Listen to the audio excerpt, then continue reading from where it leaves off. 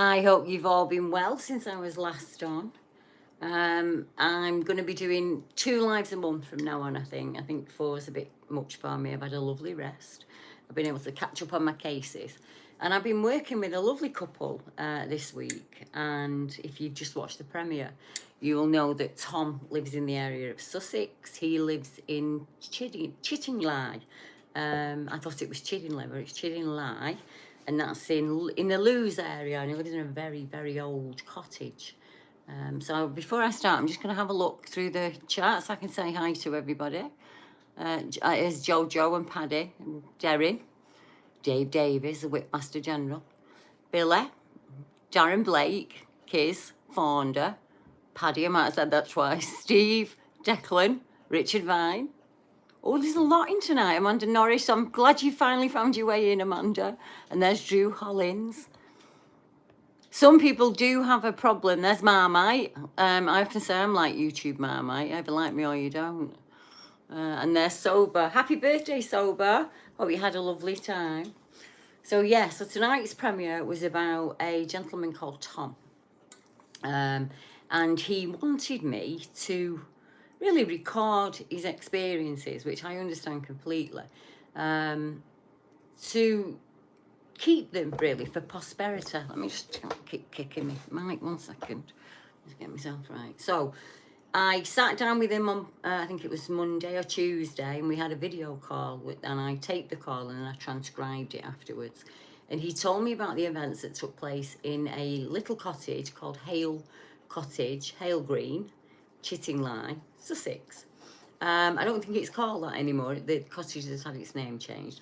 If you look on Google Maps, you'll see Glebe Farm, Glebe Stud Farm. Well, Glebe usually means it's an is it ecclesiastical? I can never say it, Mark. Ecclesiastical. Yeah, that kind of church stuff, the one that I can't say. Ecclesiastical. That means that Glebe is an area owned by the church that is used to make money.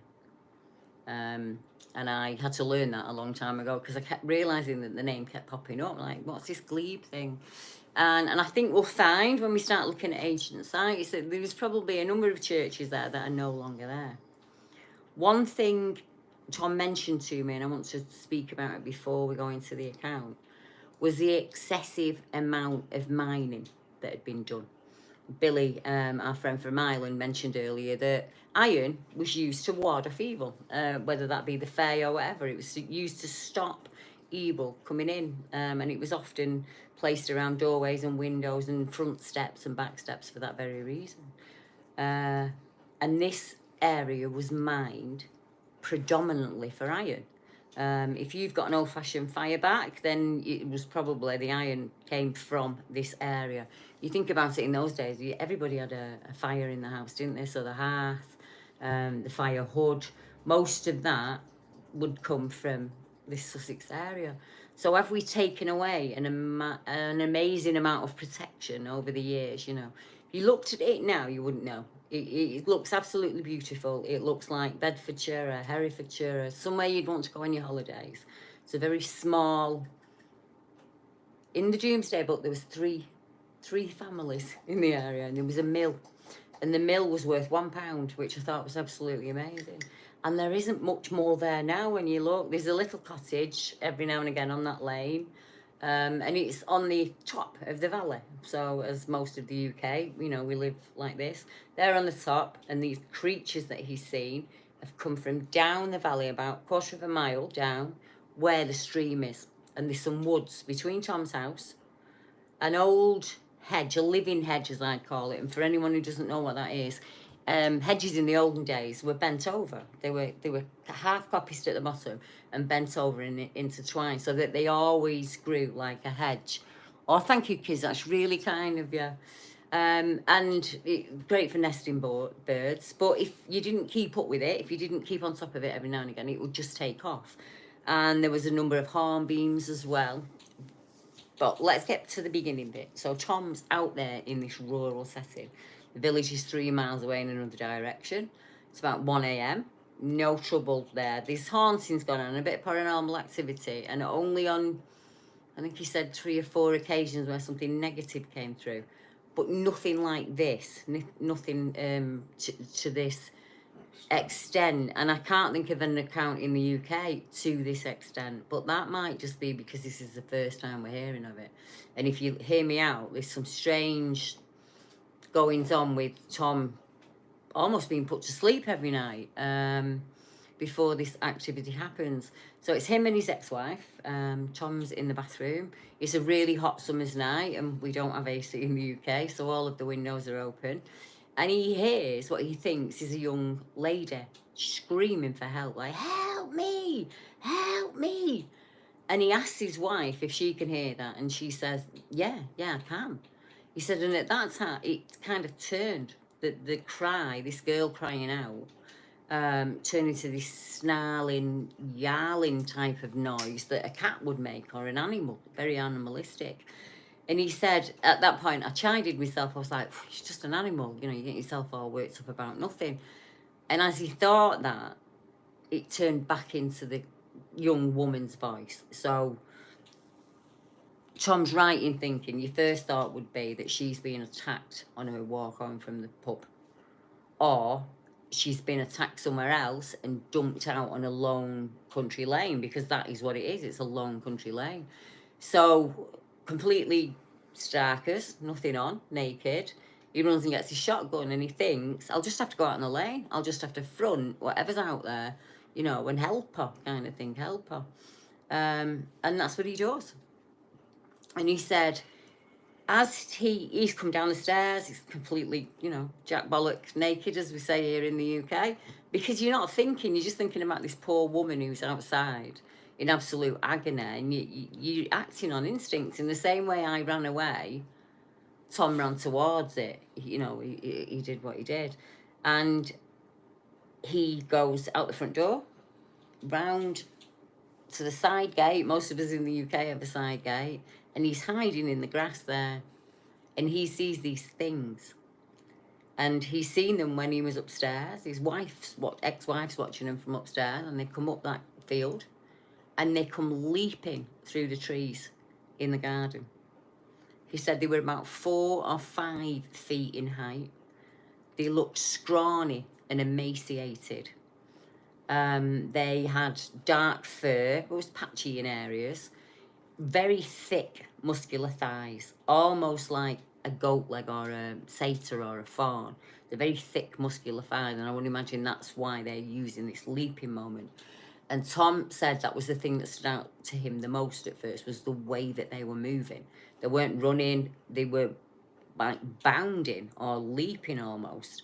And I've heard that from lots and lots of witnesses in the past. And he's confronted with this. And one comes out, and then another, and then another, and another, and so on. So there's around about 8 or 12 of these awful things.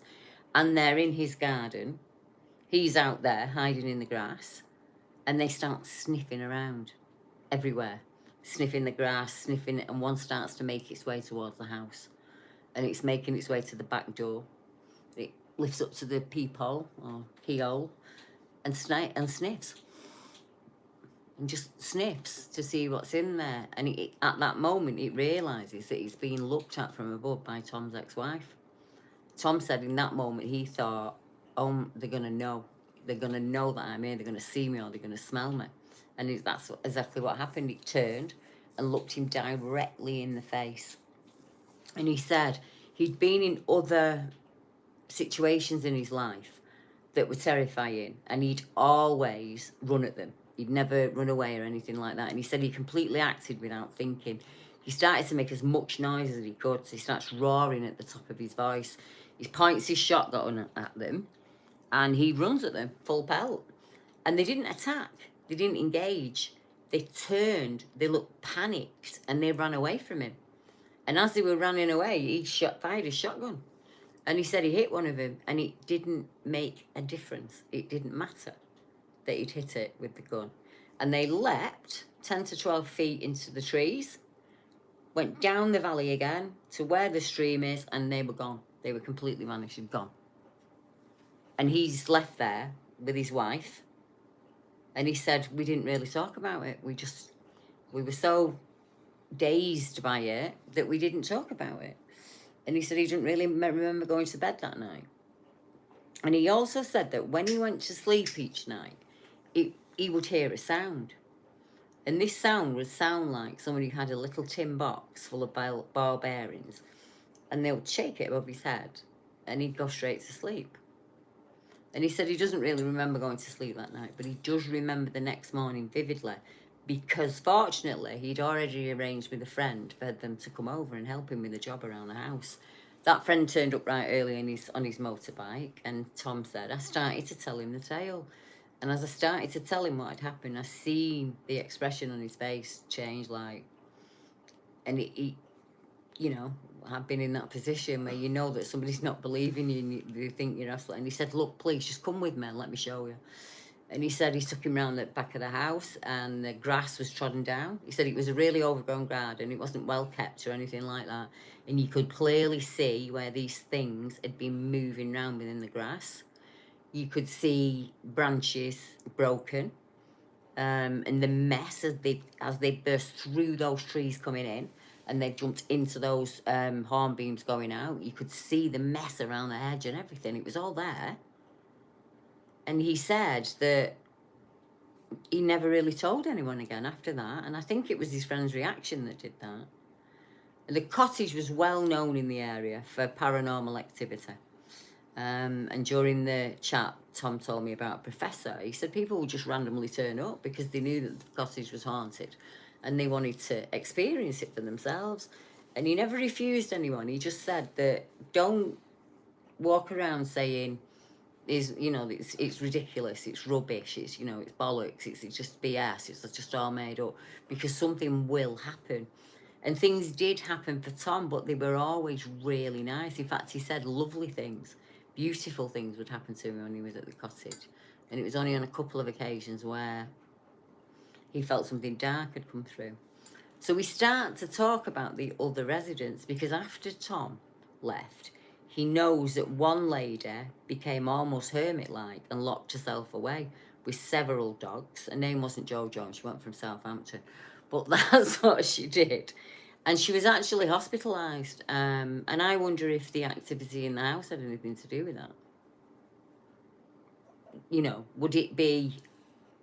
This cottage has been... I think what I'm trying to say, we've got this layer of ancient land, and then it's been mined for centuries, and it's been disturbed, and it's been up to... And then nature's come back and it's taken over again. But it's still that place at the bottom, isn't it? Like... The essence of it is what I'm trying to say, yeah? Right down at the bottom. So it's clear that he's not the only person in that cottage to have experienced anything like that.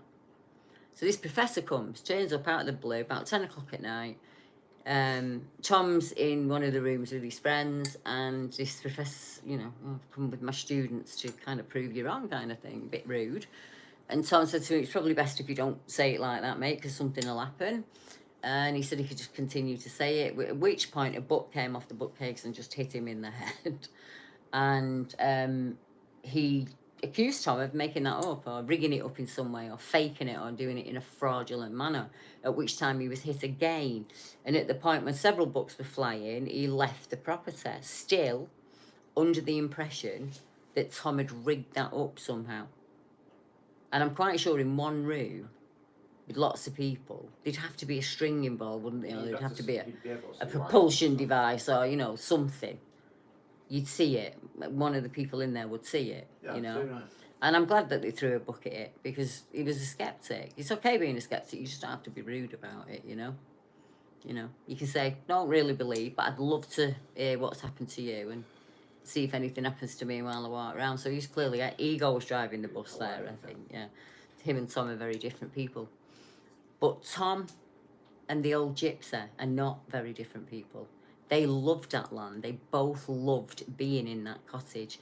And that story stuck with me, because there must have been something incredibly important about him, the way that they buried him. Yeah. People turned up from everywhere, from miles around. And when it was time, his family dressed him in his best bib and tucker, as we say, dressed him in his best outfit, put him in his favourite chair, and they hoisted him on his son's and his nephew's shoulders, and they walked him around every boundary point on that land. And when they got back to the house, he wasn't in the chair anymore. He'd been buried in his favourite place. Sometimes, like the old Indians, sometimes travelling folk would just be sat up against a tree and they would just have a natural... The animals take you away. You're gone within a week or 2 weeks. You're not there anymore, you know. What they call it in sky burial. Yeah. They used to call it in Tibet. That's quite... Well, several hominids got rid of their dead that way. But it's the way I'd want to go. You take me up there with my horses, yeah, and just go for a wander and just come back with the horse empty, and I'll be an happy lass, you know. But obviously we're not allowed to do that anymore. For all its tradition, we're not allowed to do it. But I really believe that the grandfather has probably kept something at bay, because he had no trouble there whatsoever. And I wish there was a way that I could go back before the 1920s and find out if anyone else in that house had had any scary experiences. I don't know how to go about it. And I'm not banging my own drum, but I'm probably one of the best researchers in the world, but I don't know how to access that. We need somebody who lives in that village, who can go out there and talk to the older folk in the village and see if they've got any stories to tell. You know, that would be amazing. The local pub is brilliant for stories like that.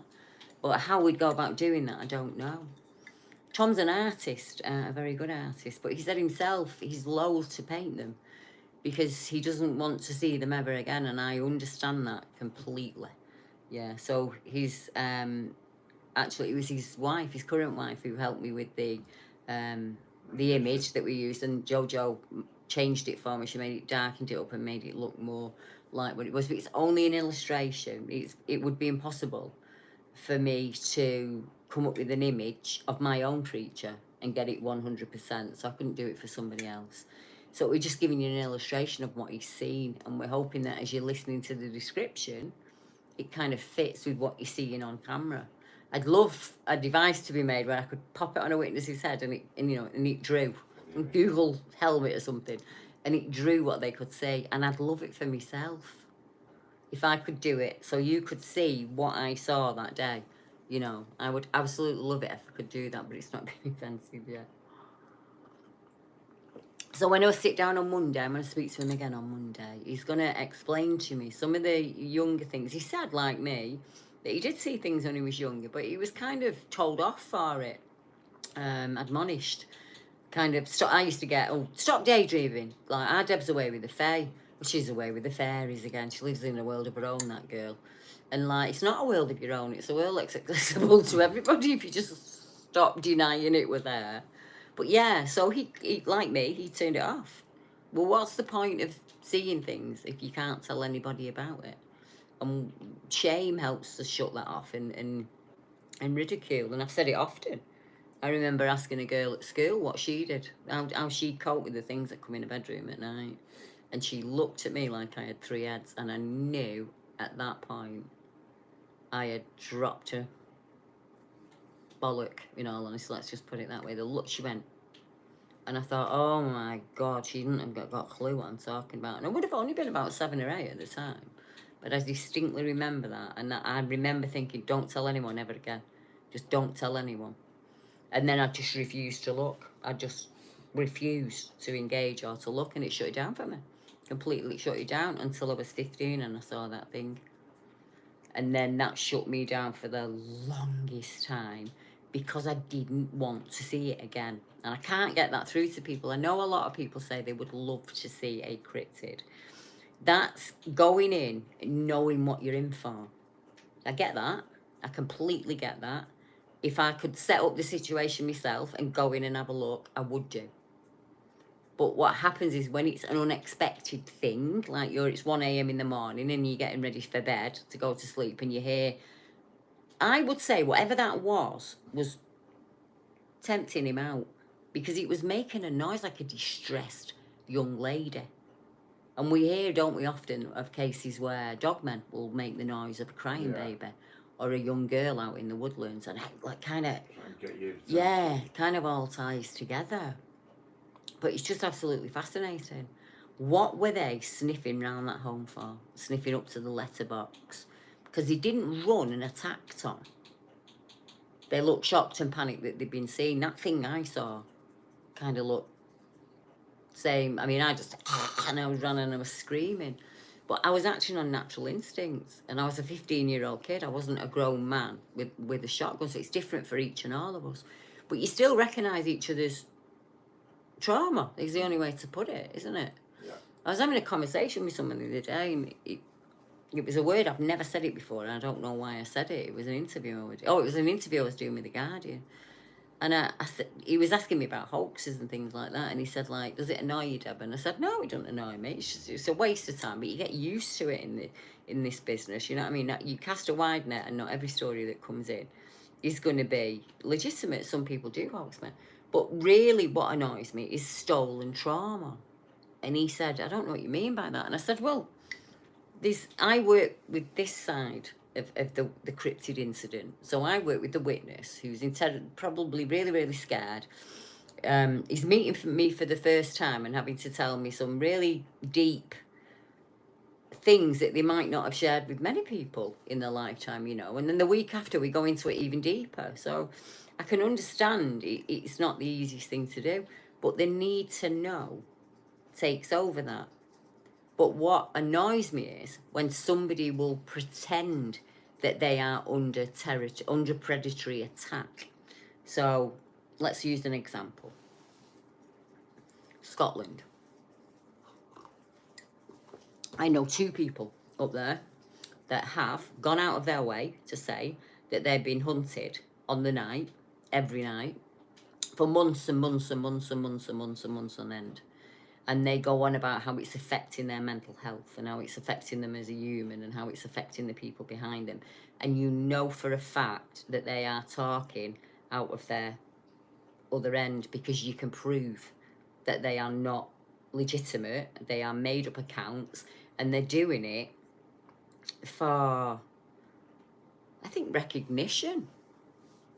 I think they want to a part of it. They want to the excitement of it. They want to be, yeah, that happened to me. And there's certain things that they do, and it makes them stand out as dishonest and liars. But that is stolen trauma. That's taking somebody else's trauma and using it almost as bait for attention. That does annoy me, because when you sit with the people and you listen to the stories, A, you learn a lot. I learn an awful lot. And B, which gets me to my second point tonight, is storytelling is one of the, I think, most important things that we can do for prosperity. Back in the day, we would meet our ancestors, or we would sit around a fire at night, or we would huddle somewhere at night. And when we had speech and communication, we would pass stories along, and you would teach.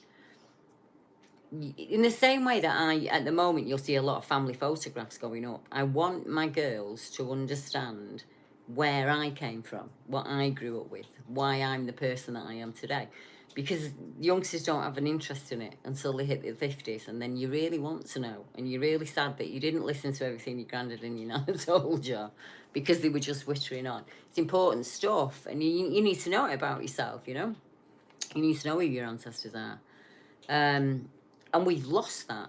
We've lost the art of that. I actually wrote down, storytelling is ancient Wi-Fi. So think of the reason for Stonehenge. People walked from the top of Scotland and from the toe of Cornwall, and we walked to Stonehenge. And that's hundreds of miles for some people, and it took a very long time to do it. And there were camps set up along the way to provide you with food and shelter. So it's an incredibly important thing. And when you met up there, you would swap stories. You would swap what had happened at your camp, what you'd killed, or the amazing day that you had, or in the same way that we have Appleby Fair now. You meet your future wife there, you meet your cousins, your aunties, your uncles, and you have a natter and a drink together, and you share food together. It happens in every culture across the world. And I also believe that it happens for cryptids. I really do. I think it's the same kind of thing. But what I'm talking about tonight is oral tradition, is what we call it, isn't it? We sit down. What did they call it before in the chat? Debanora. There's a program in the UK called Jackanory where they sit down and they just read a story out to you. And think about the days of the radio. How many people, how many families sat down with a hot cup of tea, or, and on the radio shows, on the Archers on at 2:00 in the afternoon. And I think there was do you remember the famous case, wasn't it, in America, where they did the War of the Worlds on the radio and people actually believed it? And there was a very similar one here. They did the Triffids very, very early on in TV days, and people were absolutely terrified. They were phoning the BBC studios and everything. But that's how you pass it across. It's the same way when you meet your mate at the gym and you say, oh, this happened, or you meet, oh, caught this fish today, or we did this today, or we did that. It's what humans do. It's part of us. We interchange. And a lot of people will say, well, you can't prove this or you can't prove that. Well, you can't prove anything in law. And I don't mean law legally, I mean LORE, that kind of law. I can't prove that the Fae exist, but I know that they do. They walk among us. They're ordinary people that you sit down with every day, but they've got the Fae in the blood. It's in the blood. So they have the knowing, as they call it, or the knack, as they say where I come from. There's a lot of words for it, isn't there? Yeah. There's a lot of words for it. There's just something about them that's a little bit different, a little bit different because they come from a different bloodline. I have a niece that's doing a doctorate in immigration and the movement of people across the planet over the centuries. Migration.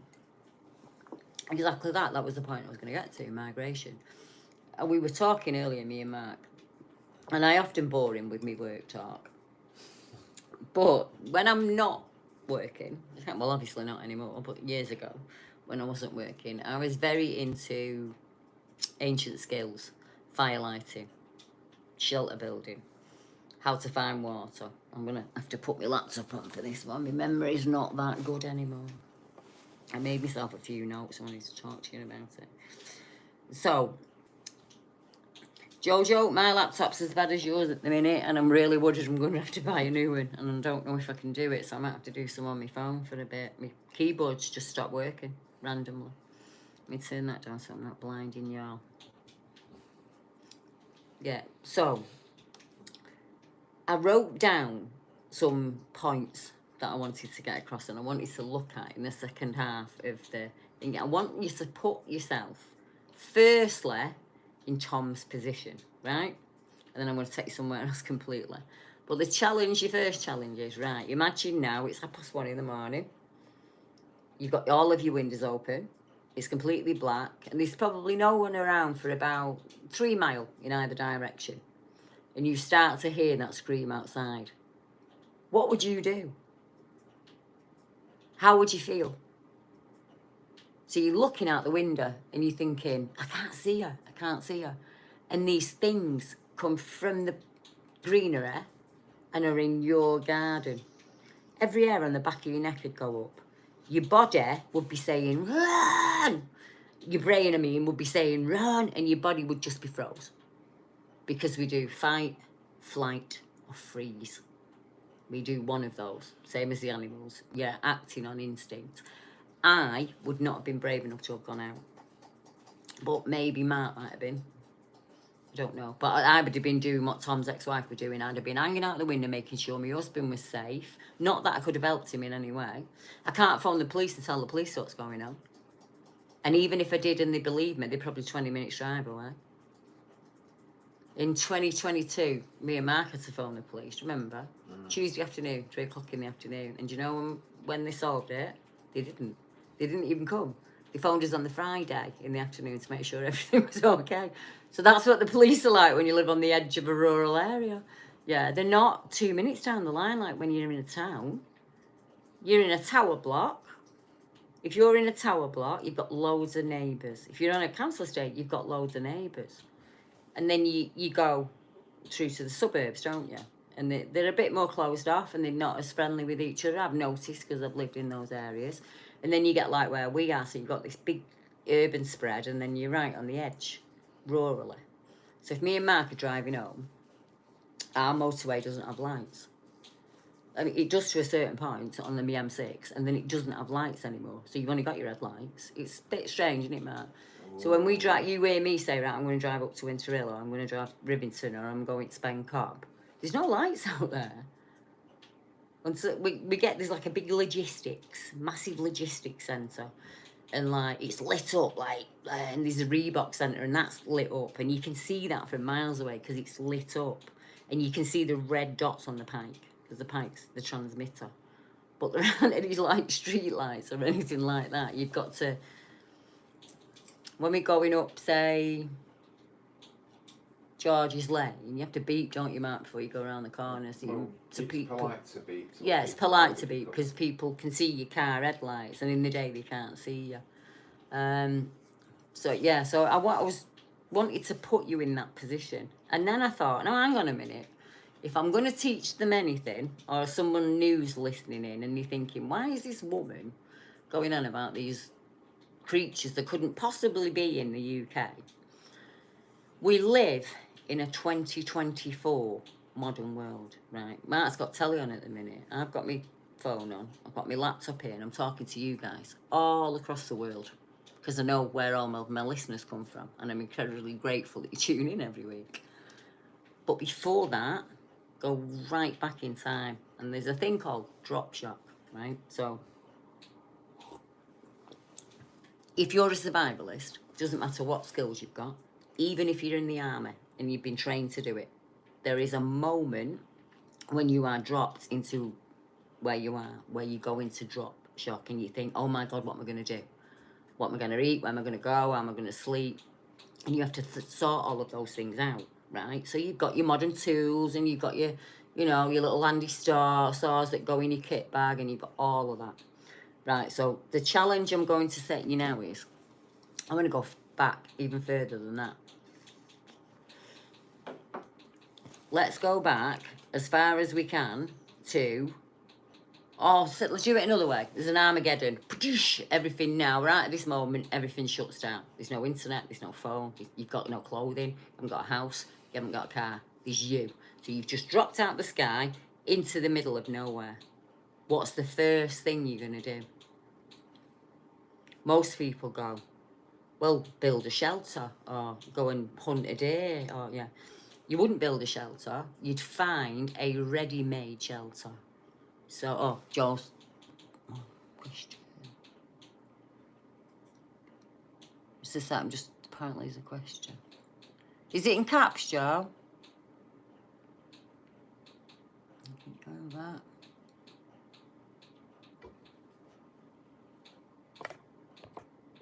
Any chance someone could copy and paste it from a roll up? Right, parachute, 1 second.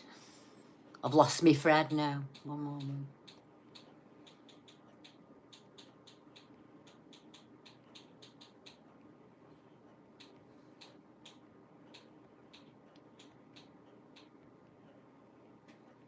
I can't see it. 1 second. I'll keep going. So yeah, so imagine yourself now in a woodland setting, or in the middle of a hayfield, or wherever it is that you've dropped and landed. You would find something natural. So say it started to rain straight away.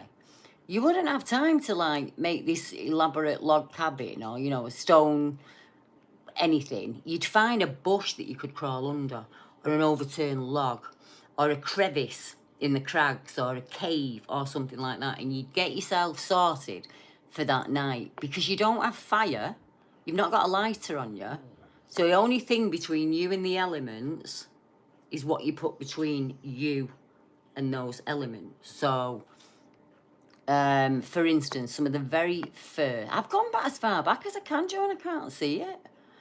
The very first shelters that people made were not made. They were like debris shelters. So you get like what you would class say as a haystack or a hay hill, and you'd get within it, you'd get in it, like as far in it as you could get. So in the same way that Tim, I've just seen your message now. Yeah, hopefully Jojo's put my email address into the description, into the chat there. I'm sorry, I'm doing about 15 things at once. But there's actually a link in the description if you want to just email me, and we can definitely get together for a chat. Yeah, so some of the very first shelters they were called debris shelters, and they were called that for a reason, because you just got as much debris together as you could, and you put that between you and the elements. So even then, you can't just run out and go and get a fur or go and get a hide. To do that, you've got to hunt the animal, then you've got to process the meat, and then you've got to process the hide, and they take an awfully long time.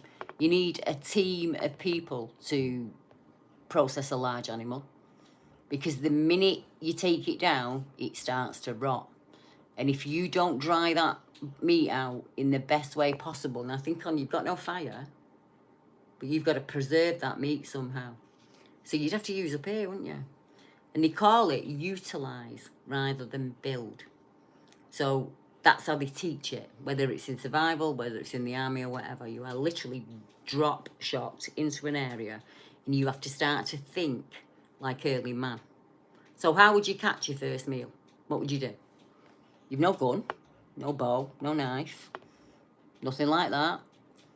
What you've got is rocks, sticks, maybe. I'll have a look in a minute for you, mate. So you've probably got a rock, a stone, throw it at a rabbit. People still do that today. A Y stick's a really good weapon if you want to take a squirrel or a pheasant or something like that. But that's all you've got. But over time, you start to learn. You watch the animals and see what they're doing and how they're surviving in the area. And you see that these things in that river that they're eating, and they're not getting sick. So you think, right, how can I get them? The first fishing line was not a fishing line. The first fishing implement ever made was a basket. It's called a U basket. It's like that. Like your dustpan, and a dustpan and brush. And you get to the low area in the river, you'd block one end off with stone, and you'd run the fish, and you'd catch them in your basket. But you think on, you've had to get that willow, heat it and bend it. Then you've got to weave it together. So nothing's instant. There's no food instantly. You can't just go to Mackey's. You can't phone Just Eat. You've got to deal with that all yourself. And these creatures don't have to do that. They're completely adapted to that. So as I was talking to Mark, I was thinking about how we progressed. So we started with early instruments. Like you can watch monkeys, they do the same. So basic early tools for humans were bone, stone, and sticks. So you would not be eating a deer every day of the week, believe me. You would be eating crickets, ants, woodlice, anything, worms, cricket, anything that had protein in it and fat, you would eat it. You'd know every nut and seed on the ground, on a tree. You'd know all of it. You eat flowers with nectar. We don't do that anymore. But in most of the tribes across the world, they actually eat the flower. It's full of nectar and sugars, and it's one way of getting natural sugars. We wouldn't have berries all year round, but you would have seasonal food that would come in, and you would supplement your diet with that. So you're this lone person out there. So we've worked out shelter. We thought, right, I've got this I've got a load of like moss together and a bit of birch bark. So I've got a bit of decent thing, duck in here. So let's say lightning hits a tree and you suddenly develop fire, and you're like, ooh, yeah, that's all right. I'll bring that into the side of me. Maybe my food will taste different. That's how humans progress. It was just thought and reason. Lots of us died because we ate the wrong plants, and lots of us were eaten to death or trampled by animals. Some of the early hunting methods, before chasing them down with spears and stuff, we would literally find a choke spot and we'd get high up. Yeah. And as though there's deer, you think back in England, we had bison, we had all that on a cleave, as they call it, don't they? Yeah. And you just throw rocks down. So you broke something's leg or you snapped its spine, and then you went down as a tribe and you butchered it. That's what you did. So your stone, then you start to nap it, start to make it into an implement. And different stones are good for different things. And learning what they are is human evolution. So you work out that stone's really good for sparking fire. That stone's really good for heating up and putting in bed with you at night, and it'll keep you warm. Yeah, all of that. As Jojo said, you'd dig a pit if you had to, and you'd pull something over you. Yeah, any way that you could exist, because even with fire, You can still get hypothermia. You can still get hypothermia in the summer. And we're not talking about people who are walking around in outdoor gear. They're either starkers or they're wearing a deer skin of some kind, an animal skin of some kind, rabbit skin, something like that, because you adapted. And that's why humans walk south. Because you'd stand on a hilltop and you would see, most countries are the same, the horizon, and you'd think, there's a glint of water over there, like that water there that I feed out of. Is it worth me walking over there and seeing if that garden is greener? And that's migration in a nutshell. The animals do it, and we humans did it back in the early days. So we'd have spring camps. They move about every 6 to 8 weeks. So you've got like spring camps, summer camps, winter camps, because you'd be after anything on the coast, anything that's coming into season. It's spring, how many new animals are born in the spring. So they're times of plenty. But throughout the years, there are also times, lean times, where you don't have anything. And us human beings learn to preserve our food. We learned to stash it. We learned to dig holes in the ground because it was much colder down there, you know. Not all water's safe to drink, so we learned to dig what I would call a gypsy well, but you dig next to the river so that silt and that sand and that gravel cleared it out. And then you learn if you put charcoal in there, you're not getting sick, and your kids are not getting sick, and then you've got a reasonable drinkable well. A stone would be put on top of that, and they would move to the next camp. But the next time they come round, there would be a mark on the tree, or a cairn left, or something pointing out this stone, or holy spring, holy well, whatever name you want to give them, the natural drinking spots that we don't get sick from. Yeah, so all of those things. So we went from, then you get a spear. That's really easy. So we made an atlatl, because that'll send you spear 10 times what your arm will do. And then that's how you got a bow. And then that's how we ended up with guns, and we've got the weapons that we've got now. So when we're thinking about cryptids, we don't need to be thinking about them with a 2024 mind. We need to be thinking about them with a way back in the day mind, even before we had speaking communication, because we must have been able to communicate between ourselves before we had that ability, because the apes and the monkeys do it, and they understand each other. There's a lot of paralinguistics involved in it, and facial expressions and certain this and that, and if you don't know it, you get your face ripped off. But that's how you learn. You sit, you watch the animals, you learn what they do, and you do that as a human being, and then we end up here today. But in that gap, we've missed and lost so many things. And I don't just mean physical skills or the knowledge of resources. We've lost a lot of tales of the old days, what the old people saw as magical. There are some of them, and they are kept and they are handed down. But we've become that type of society now where they are not really collected because they're ridiculed. And so what we're passing forward, what we're passing on going forward, we need to be saving these stories. And I mentioned Una at the beginning of my premiere today. Una was 90 odd when she got her niece to share her report with me. She was a lady in Ireland.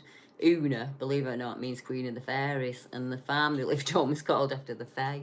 So it didn't surprise me when she almost crashed a car, because I think it was around 1940. She saw 4 little men run across the road, like 4 little dwarfs, 4 little imps, whatever you want to call them, the Fae, run across the road, and she swore to have missed them. And she didn't drink. She was a very religious woman, and her niece and her wanted her story preserving. So, what if we didn't preserve Fred's story?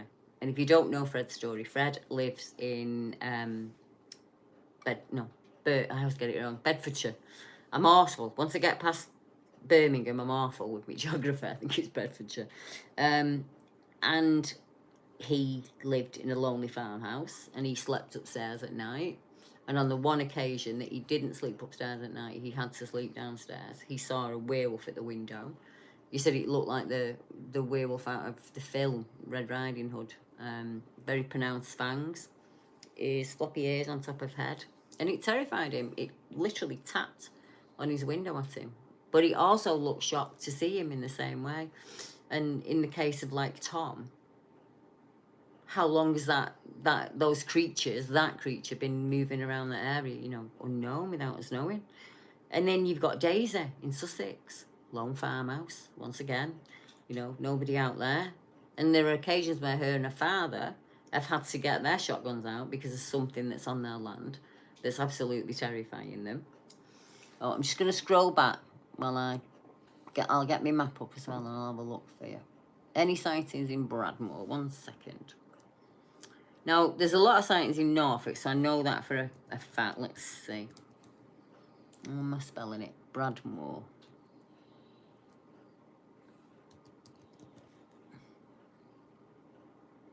Bradmore Woods.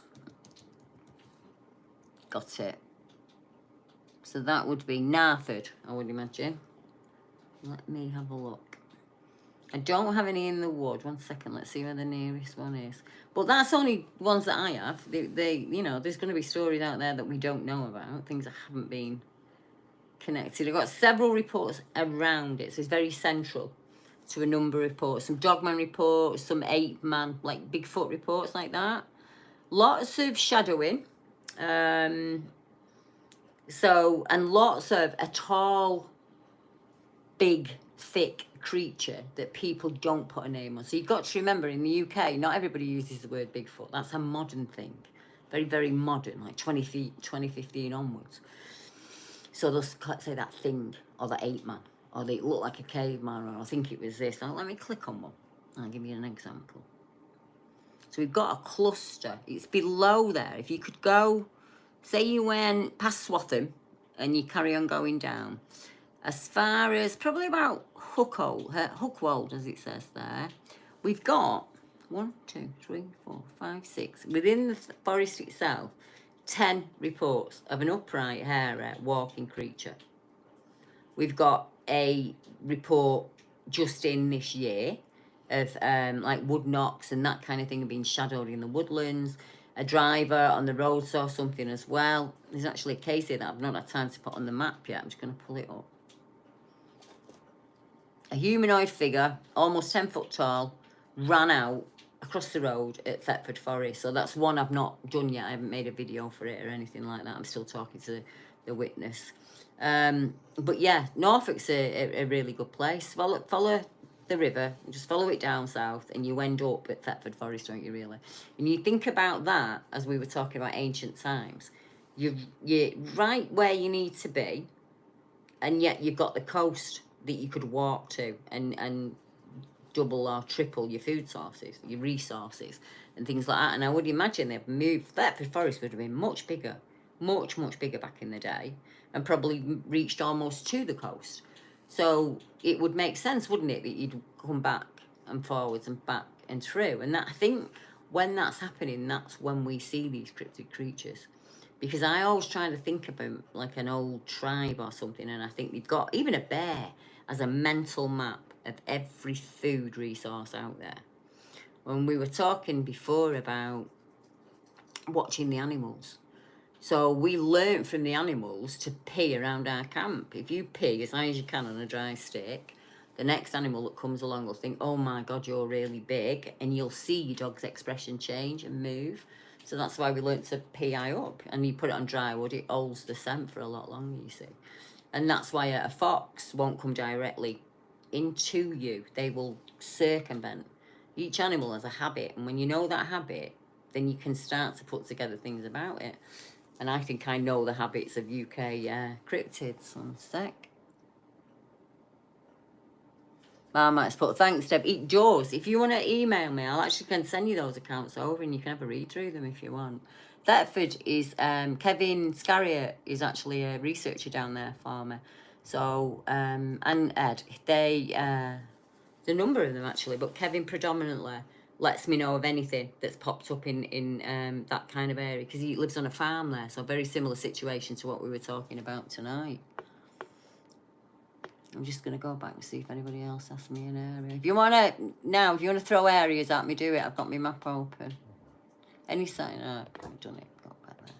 It's lovely to see you all in there chatting tonight. Did I tell you what I was doing when I was off? I took 10 days off, didn't I, Mark? A, so predominantly so I could rest, because get over my back thing. And B, because we had new floors fitted. And where we live's absolutely tiny, so it's not like we didn't have space. You get what I mean? When you're doing a new floor, you got to move everything on you. So I'm mid-decorate like Jojo is. So that's what we've been doing. We've been putting new flooring down in the flat and then putting the flat kind of back together. It's a cottage flat. I just call it the flat. Yeah, so we put it back together. It's really old. It's about 100-year old. So we had to put new windows in. When in the beginning it failed its gas and electric check, didn't it, Mark? So all that had to be redone, and all the floors have had to be redone, and we've had to weatherproof it and everything. So this is the first time now, first winter, autumn, where it's really cosy. I wouldn't have left even if it was like that. We absolutely love it. But we're snuggy now. We've got a nest now. So, like, being cheesy, the other day we got new winter bedding, didn't we? Yep.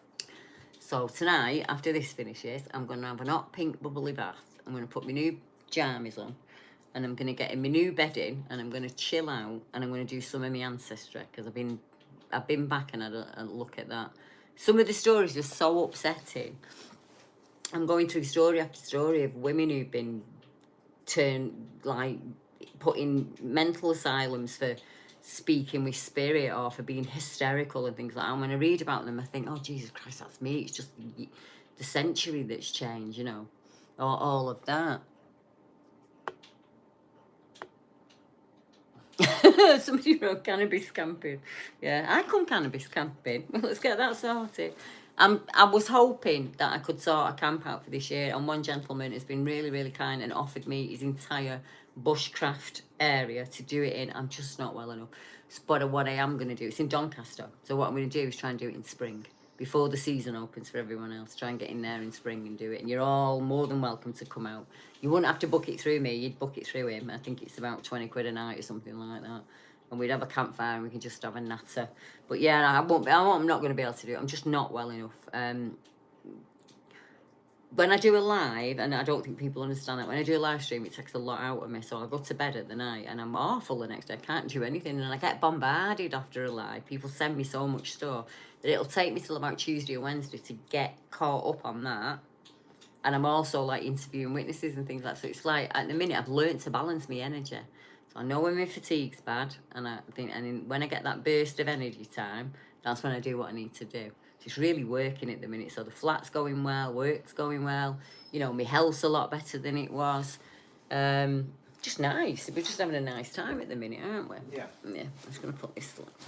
So nobody's got any questions for me or anywhere you want me to look? Joe wants to cut to Cannock. Yeah, Rhondda Valley, just seeing it.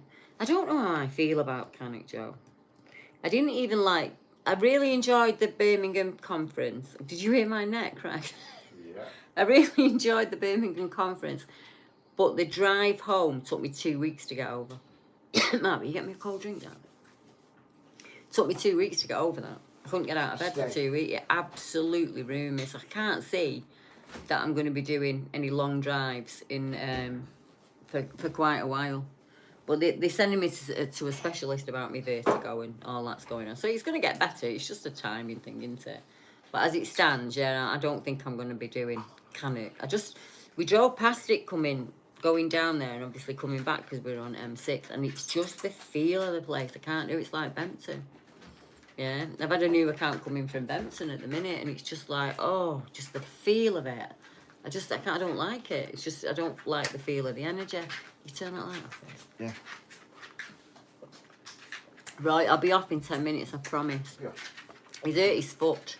He was out having a walk and he cut his pad at the bottom, so he's not happy. He's laid down with Mark having a sleep. We have a look at Tony Panda. Wales is one area that people, they never believe me when I say it, but there's a massive history of werewolves in Wales. If you go back right down through your history, it's all about Wales. So, yeah, I do. I have a report of a gentleman who got COVID. He works for the government, that's all I'm going to say. Nothing COVID related or anything like that. And he's had an accident, a really bad accident, where he's like knackered his arms and his legs like me. And we're quite similar. Mark is got quite similar, me and Mark. It was the woods where he went as a kid. So, like Beulah for me, these woodlands were for him. And, you know, little dens there, tree swings, all 9 yards, ramps and all sorts we used to build, didn't we? Proper dugouts a lot. Yeah. Mark once built a manure blind, as he calls it. We called it a shit igloo, but he called it a manure blind. But yeah, kids do that, don't they? So that's what he's doing. He's out there and he's remembering, and he says to his friend, I'm sick of being stuck in. I'm absolutely being stuck a bit. Well, he's got casts on his legs and everything. So his mate says to him, I'll take you, get in the car, make a flask and a butter. I'll take you, get you in, sit you down. That's what Mark does with me. And then give us a shout when ring me when you want me to come in and get you, and I'll put you in the car and bring you home. And he was like, brilliant, that's what I'll do. So he's really looking forward to it. He said it was a lovely, lovely day. I'm going to pull it up so I get the description right. It was really, really life-changing for me. It wasn't something... He said, I'd had an accident where I broke some bones and I'd been recuperating for a long time. Back before this happened, I had to be in nature as often as I could. I grew up this way and the woods always soothed me. My mobility was still not good, but my friend kindly offered to drive me there. So I agreed and I went with him to the old woods. I had a lovely time at first. I'm sat there and he's listening to the sound of the birds and he's remembering. He said, I used to play there for hours as a kid. We used to make dens and rope swings and spend all day there, only coming home for me tea. And there were some of the happiest memories, but sadly that's no more. As I was sitting there, I saw a movement within the shrubbery and I realised what I was looking at, and it was terrifying. I don't know what to call it. It had a man's body, only hairier.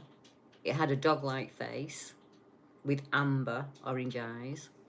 It had pointed ears, and I remember the teeth on this thing clearly. I don't know if that creature was smiling or growling, as the face was a grimace, and you could see pointed canine teeth. Now, when I think about it, some features are not clear, as I concentrated on the width of its shoulders and the power of this thing and the face of the creature. It was muscled and big and looked far more stronger than me. And it just stood there and looked at me. It was dog-like in appearance, but it'd be hard to identify any particular breed. I remember seeing pointed teeth, snout, and the eyes that were amberish. This creature was large, and at the time, it felt like it was 12 feet. But in reality, it was probably around 7 or 8 feet tall. It was standing upright like a man, and it just looked at me and froze. I was paralysed to the spot. I wanted to run, but I was just rooted there with fear. It watched me for a while, and then it walked off into the woodland. He said, I felt scrutinised by that creature. It made me feel uncomfortable, and that's still happening to me. I'm struggling as I work a short drive from where my experience happened, and I have to pass those woods twice a day. And he actually changed his job, and he changed where he lived, and he moved to a different place. And that happened in 2020 for him, so it's still quite raw, quite real. Every now and again, when I'm doing a live stream or a prayer, I'll give him a heads up and I'll say, look, the creature I'm about to talk about tonight is very, very similar for you. Because I'm very conscious of that with people. That the Sykesville monster is very triggering for me. And there's also a painting called of a caveman by Zorian Budnek, I think he's called. I think he's a Russian painter, and it looks like it. And I think that's what the Sykesville monster painting was kind of based on, and that is still very triggering for me. So I understand that people can be wary when I'm doing the lives, and I'll say, right, well, tonight we're going to be talking about a snouted creature or a creature with canine teeth, so you might want to skip that bit, or, maybe if sometimes they're fine, they're like, no, I'm fine, Deb, I'm all right, and other times it's like, Deb, I'm going to go, it's a bit much for me tonight. And, I think when I've shared the story of an elderly gentleman who saw 8 to 12 things sniffing around his garden at night, how many more stories are out there like that? how many more people are out there that don't know about us, don't know about this community, don't know where to go, who to share with. You know, I'm probably getting a message a day at the moment, and that's a message on email, and a message on Facebook, and a message on people, and they're all new, and they're saying, "Oh my God, thank God I found you." Yeah, a lot of people are saying to me, "Can you just please validate that something happened to me when I was a kid? It happened in this area. Have you got anything there?" And I can go, "Actually, yeah, I have. I've got things either side of that." And they talk about, but a case coming this week. It's too new for me to tell you anything about it. And he just said to me, I had an experience down near the quarry when I was younger. It was an awful, I think it was an awful smell, if I remember right, and something kind of shadowing him. And I said, yeah, we've got reports leading up to it, and we've got reports on either side of the estuary. So, yeah, it is an area where we got other reports. And I'm kind of enjoying that at the moment. It's really fun to do that. So I could just keep bringing you as much as I can. I want to make some smaller videos so I can get them out, some little 5-minute videos on each one of them. So you might see something going out on a Wednesday like that from now on. But yeah, we're just going to keep doing that going forward. So if it's all right with you guys, I am now going to go and get in my bath and chill out for the rest of the day and the rest of the night. And I'm going to do some more on my ancestry and have a wander back through. Yeah. But yeah. It's been absolutely lovely. Thank you all so very much for joining me. Yeah, the Bradmore email's just come in. I can let you know I've got it. It'll be tomorrow before I look at it, though, so I'm going to go and have a chill and get my energy right, because it's too wet to go up the on more tonight. Yeah, I'm too dark. But yeah, I will see you next Saturday at 8 p.m. and then the next live will be in 2 Saturdays, right? So until next time, good night, everyone.